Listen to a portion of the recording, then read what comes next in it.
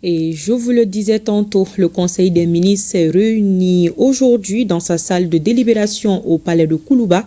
C'était sous la présidence du général d'armée Assimi Goïta, président de la transition, chef de l'État. Après examen des points inscrits à l'ordre du jour, le Conseil a adopté des projets de texte et entendu des communications. Mamadou Koné vient de nous rejoindre pour la lecture de ce communiqué. Bonsoir Mamadou Koné, c'est à vous. Bonsoir Awama, mesdames et messieurs, bonsoir. Au chapitre des mesures législatives et réglementaires.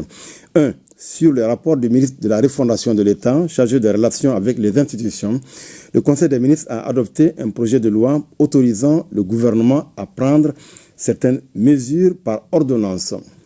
Le présent projet de loi est initié en application des articles 121 de la Constitution et 13 de la Charte de la Transition. Il vise à autoriser le gouvernement à prendre par ordonnance des mesures qui sont normalement du domaine de la loi durant la période comprise entre la clôture de la session ordinaire du Conseil national de transition, ouverte le 7 avril 2025, et l'ouverture de la session ordinaire du mois d'octobre 2025. Le projet de loi adopté habilite le gouvernement à prendre des mesures nécessaires à la réalisation de son plan d'action.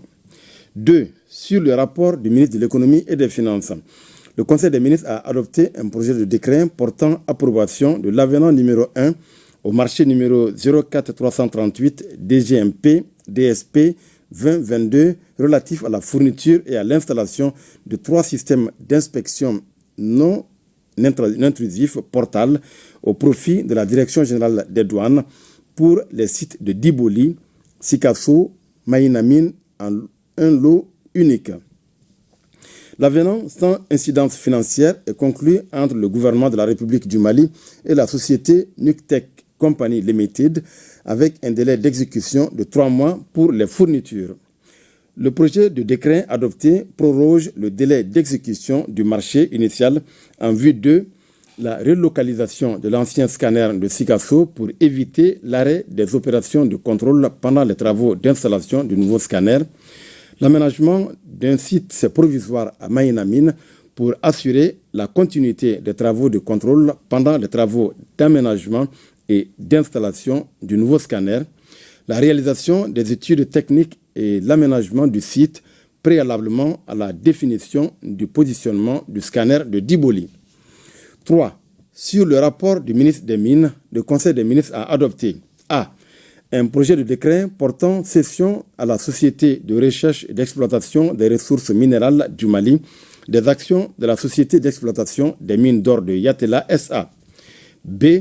Un projet de décret portant cession de la société à la Société de recherche et d'exploitation des ressources minérales du Mali des actions de la Société d'exploitation des mines d'or de Morila SA. La Société des mines d'or de Yatela SA a été créée en 2000 pour l'exploitation du gisement d'or du même nom. Son capital était détenu à 80% par Sadiola Exploration Limited et à 20% par l'État du Mali. L'exploitation de la mine de Yatela a subi l'influence négative de la baisse du cours d'or en 2013 qui a conduit à l'arrêt de ses activités en 2016 alors que les réserves ne sont pas totalement épuisées. Pour éviter la fermeture de la mine et sauvegarder les emplois, l'État du Mali et la société Sadiola Exploration Limited ont signé le 16 octobre 2024 un contrat de cession d'actions permettant à l'État d'acquérir les 80% des actions qu'elle détient dans la Société des mines d'or de Yatela. Avec la signature et l'entrée en vigueur du contrat de cession, l'opérateur minier Sadiola Exploration Limited s'est retiré en laissant à l'État la conduite de l'ensemble des opérations. La Société des mines de Morila a été créée en 2000 pour l'exploitation du gisement d'or de Morila. Son capital est détenu par l'État malien à hauteur de 20%, Anglo Gold Ashanti à 40% et Rand Gold Resources à 40%. La société Rand Gold Resources, opératrice de la mine de Morila jusqu'en 2019, n'ayant plus d'intérêt à développer et à exploiter le potentiel de la mine, a entamé les procédures de sa fermeture. C'est dans cette situation que le 10 novembre 2020, la société Firefinch Limited a acquis les parts actionnariales de 80% des sociétés Barrick Gold Corporation et Anglo Gold Ashanti au sein de la société des mines d'or de Morila SA. La société Firefinch, après avoir entrepris des travaux de forage avec des résultats probants, a rencontré de nombreuses difficultés qui l'ont amené à abandonner en 2022 la mine, laissant les passifs environnementaux et financiers importants. Afin de continuer l'exploitation des ressources aurifères mises en évidence suite aux travaux de Firefinch, de préserver les emplois et de promouvoir le développement durable local, l'État du Mali a signé le 6 mai 2024 un protocole d'accord avec la société Firefinch qui prévoit la reprise de la mine de Morila par l'État du Mali.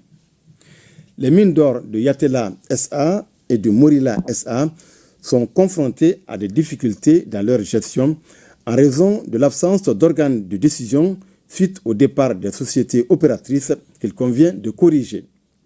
Le projet de décret adopté consacre la cession à titre gratuit de l'intégralité des actions détenues par l'État dans les sociétés Yatela SA et Morila SA à la Société de recherche et d'exploitation des ressources minérales du Mali SA. 4. Sur le rapport du ministre de l'Urbanisme, de l'Habitat, des Domaines, de l'Aménagement du territoire et de la population, le Conseil des ministres a adopté un projet de décret portant affectation au ministère des Transports et des Infrastructures de la parcelle de terrain sise à Diboli, objet du titre foncier numéro 14184 du cercle de Caille, commune rurale de Falémé. La parcelle de terrain d'une superficie de 17 hectares, 52 ar, 83 centiares, sise à Diboli dans la commune rurale de Falémé, est destinée à la réalisation de parkings gros porteurs. La réalisation de ce parking permettra de décongestionner le trafic et d'offrir un espace sécurisé de stationnement aux gros porteurs à destination ou en provenance du Sénégal. Au chapitre des communications, 1.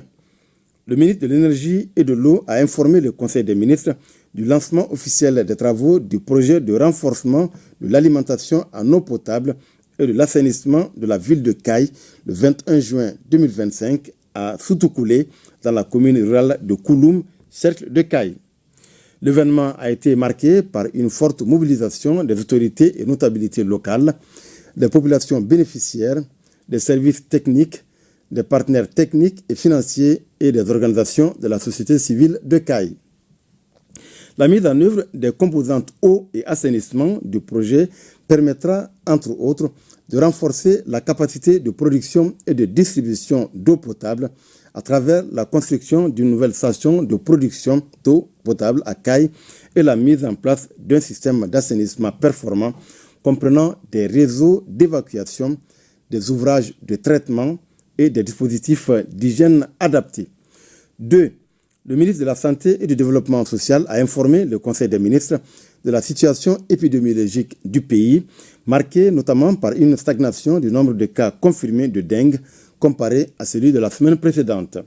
Le président de la transition, chef de l'État, a cependant appelé la population au respect strict des mesures de prévention et de lutte contre les maladies. Voilà, Awaman, c'était le contenu du communiqué du Conseil des ministres de ce vendredi. Merci beaucoup, Mamadou Koné, pour toutes ces précisions.